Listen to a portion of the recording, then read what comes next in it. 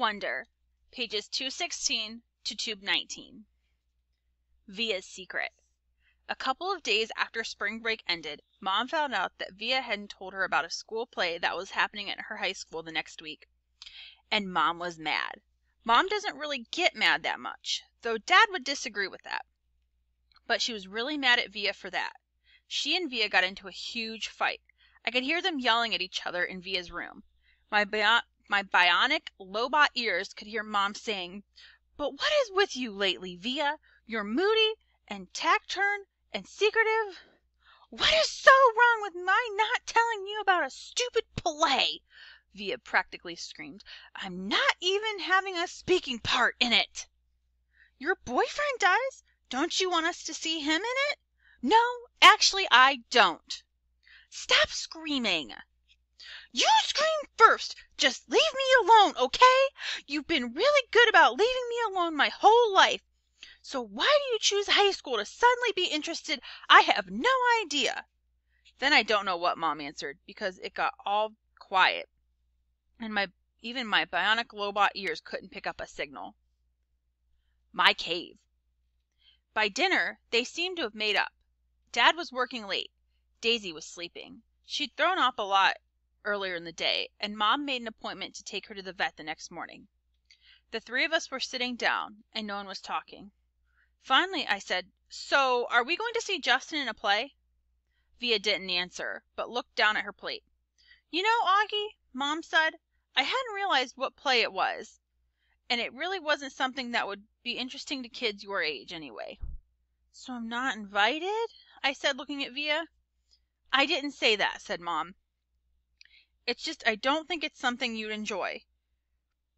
"You'd get totally bored," said Via, like she was accusing me of something.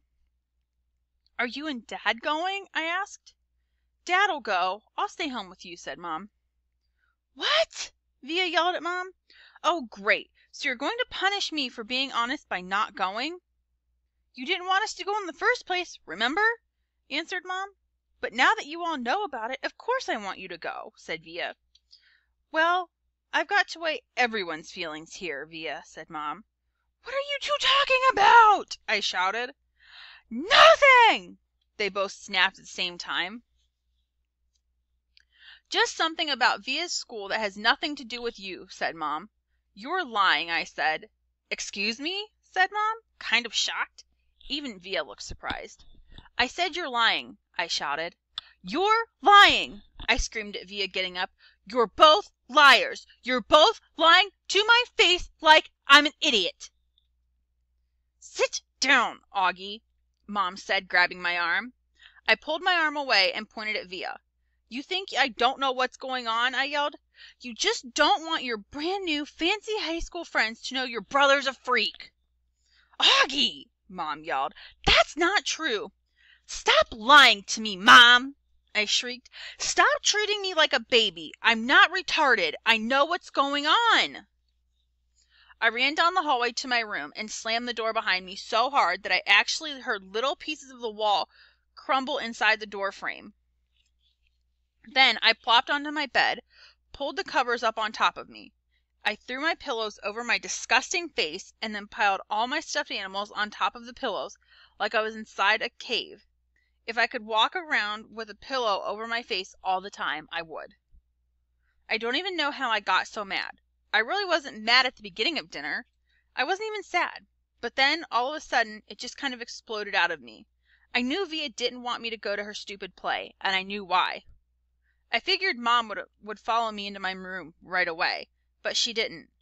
I wanted her to find me inside of my cave of stuffed animals, so I waited a little more. But even after 10 minutes, she still didn't come in after me. I was pretty surprised. She always checks on me when I'm in my room, upset about stuff. I pictured Mom and Via talking about me in the kitchen. I figured Via was feeling really, really, really bad. I pictured Mom totally laying on the guilt, and Dad would be mad at her when he came home too. I made a little hole through the pile of pillows and stuffed animals and peeked at the clock on the wall. Half an hour had passed, and Mom still hadn't come into my room. I tried to listen for sounds in the other rooms. Were they still having dinner? What was going on? Finally, the door opened. It was Via. She didn't even bother coming over to my bed, and she didn't come in softly like I thought she would. She came in quickly.